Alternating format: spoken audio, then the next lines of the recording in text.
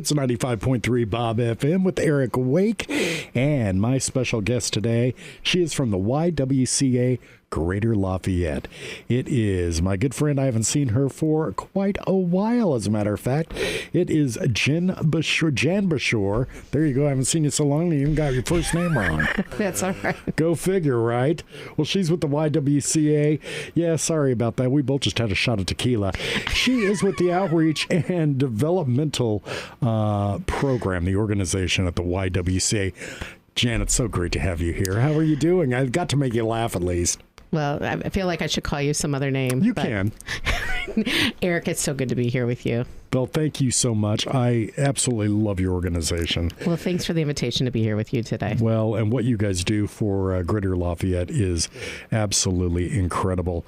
There are so many people that are definitely in need, and you guys help out with that immensely.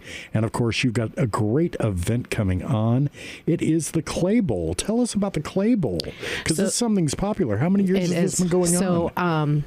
If memory serves me right, this is the 23rd. Wow. The 23rd year. So it started in 2002 with the outreach coordinator from our domestic violence program at the YWCA. And she was a potter and had this idea of really bringing the community together. And the Clay Bowl Giving Project started then. And so we partner with the Greater Lafayette Clay Guild.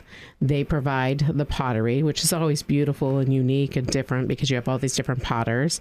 And then, when people come in, they choose that beautiful handcrafted piece. They have a meal. We sit around some really large tables together, enjoying lunch, and then also supporting the YWCA. And it is amazing because every single year, all of these pots are very unique, but they're also one of a kind.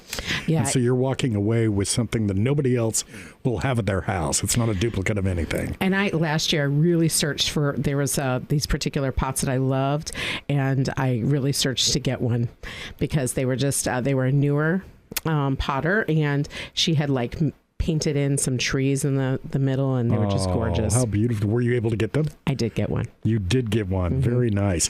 Did they only make one pot? But you said this one, a new potter made more than one, right? Yeah. So the potters, they can choose how many they want to donate. And so they get to decide, kind of how many they bring in. And some of them have certain looks to them. Right. So they're it's not the same bowl that's just been painted or vase or whatever it is. All of them are different. And it's not me doing it. I am I am not creative. I love working with clay, but mine is very abstract. These are gorgeous. These are people who, have a talent that I do not have. And so, there's several people in our community that have collections over the years. And West Lafayette Public Library actually has a display going on with some of one of the pots that was from the first year. So one of the bowls that was from the very first year is there, and some other beautiful pieces that, some people who are supporters of the YWCA have collected, and they've allowed us to share them on display. And what a great place to be able to do that than the library. Right. It's been a really wonderful partnership. I'm a big supporter of public libraries across the nation, especially with books that are being banned. It's really nice to be able to have a public library where you can actually go and read the book that you want to instead of somebody telling you what you can't. But what is really cool about this is the Clay Bowl. I love this. They're each unique, and it's coming up April 30th. This is in a short time. Where's it going to be at, and how can people get in, and how much are the clay pots? So it is next Wednesday, the 30th. So 11 to 1:30 is the time we've designated. You don't have to come at 11. You don't have to stay till 1:30. You come in. There can be a wait in searching for the perfect Absolutely. pottery. That's why I say get there at 11, right? Yeah. So, you can get there anytime in that time frame.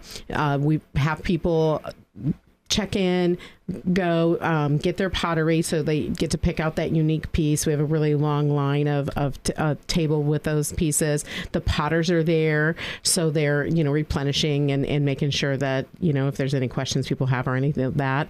And then it's $35 for a ticket, and that gets you lunch and one pottery piece. But while you're there, if you find a couple you can't choose between, which happens a lot to people, me included. It's happened to Jan. You can buy an additional piece for $20. You can buy for an additional piece for $20. And Or all the 10 proceeds, pieces, whichever you want. Yeah, we love that. If they're available, grab 10. I like that. Very, very cool. And of course, all of the proceeds go to the YWCA Greater Lafayette. Is there a special program that this one is going towards So with the Clay Bowl? Clay Bowl Giving Project supports all of the programs of the YWCA. And, you know, our mission is to eliminate racism and empower women. So we are working to make sure that we have programs that are meeting the needs in our community, whether it be people that are finding themselves in violent relationships or women who are in need of a mammogram and don't have insurance or underinsured. We want to make sure that we can meet those needs. And so all of the proceeds support our mission. And really the welfare and health of women. Yes. And which I think is so very, very important, especially nowadays. It's more important now than ever. And so we need to keep organizations like the YWCA funded so that women in need can better themselves and get empowered, because you also have helped women start their own businesses, get started, get back on their feet, have protected families so that they can live a secure and a happy life. Well, because some of the other programs, so our Strive program is a workforce development program, helping people get their resumes together, looking for jobs, being prepared to be in the workplace. So that is for both men and women.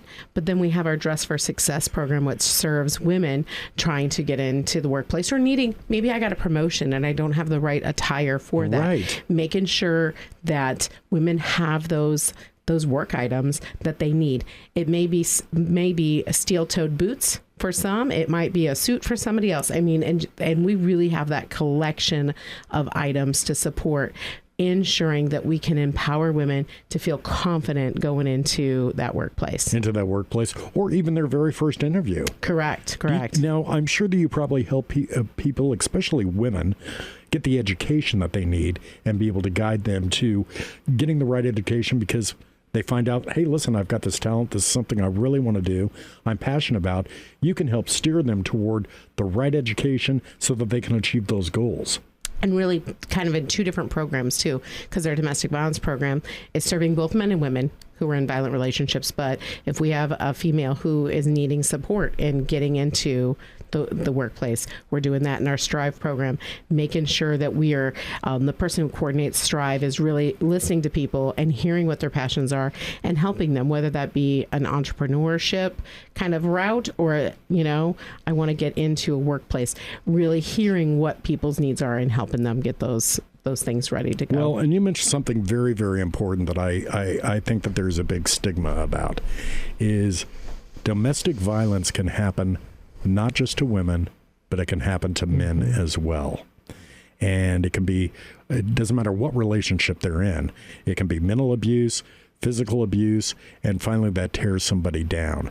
And so the fact that the YWCA helps both genders that have been through that type of trauma and that type of violence, mental, physical, or even both, I think it really is a big statement to YWCA. I heard you say mental or physical, but let's add in sexual assault as well. Of course. And so, you know, we have sexual assault advocates that are there supporting those who have been victimized by somebody through a sexual assault. And so really working with someone so that they can really be survivors. Yeah. And know that they can survive it. That's Correct. The whole thing Correct. about being a survivor. It's just not, okay, I've gone through this and I'm still living.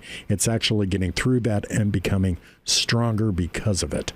And knowing that there is help out there and there is comfort and you're not alone, because that is what victims feel like. Yes. That is being a victim. It's a terrible word, but the reason why it's so terrible and it sounds so awful is because they're alone. That's what is so horrible about being a victim of anything, is you feel like you're alone and nobody else has gone through what you've gone through, and there's nobody out there to be able to talk to that can relate to whatever situation you've been through. Correct. And how do we help people go from being a victim to being a survivor? And we really want them to thrive. And our domestic violence intervention and prevention program not only meets the needs of those who are have found themselves in a situation where they need some support, but my role as the outreach coordinator, part of my role is going out and talking in schools. And so in 2024, we reached out to 7,255 young people through youth violence prevention programming. So important.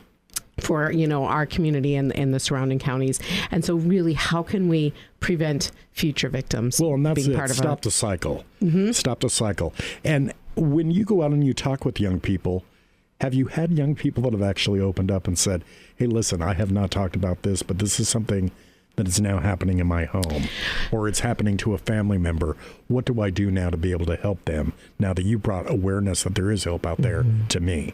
And so through the programs that we do in the schools and with young people, we're always talking about, who is your safe person? Because your safe person may be different from my safe person. And so I do know from conversations with some of the personnel who've brought us in to do some work that young people have gotten help because they've identified who is my safe person. And I tried really hard to make an effort to say, hey, I get it.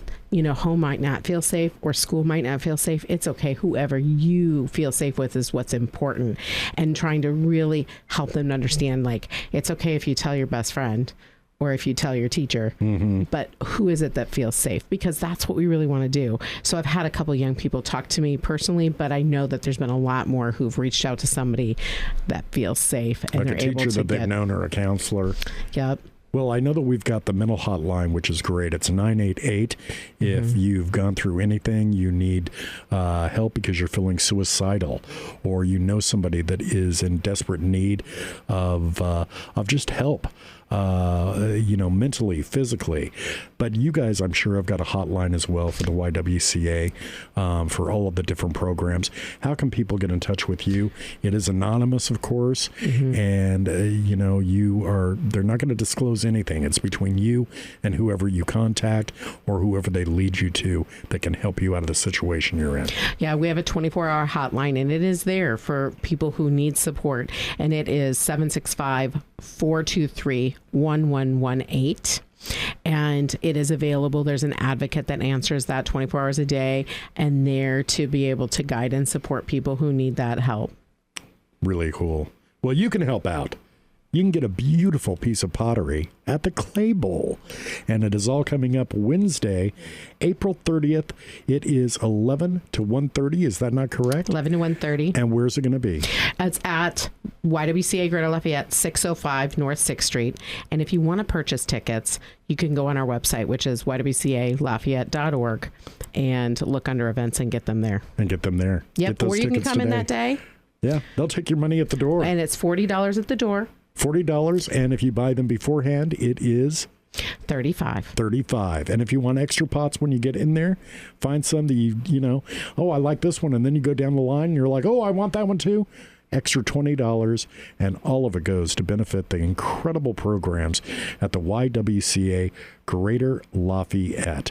It is the Clay Bowl, and it's all taking place YWCA Greater Lafayette, and they are located at 606 North 6th Street. 605. See, I'm blind and I don't have my... 605 North 6th Street. If you go to 606, go to 605. And it'll be happening from 11 till 1:30 p.m. Be a hero. Help out those that are in need. YWCA is doing that. Let's support the YWCA and all of their programs. You can do that and become a hero by getting involved. And go to ywcalafayette.org for all the information and to get your tickets. Jan, thank you so much for being here. Thank you so much.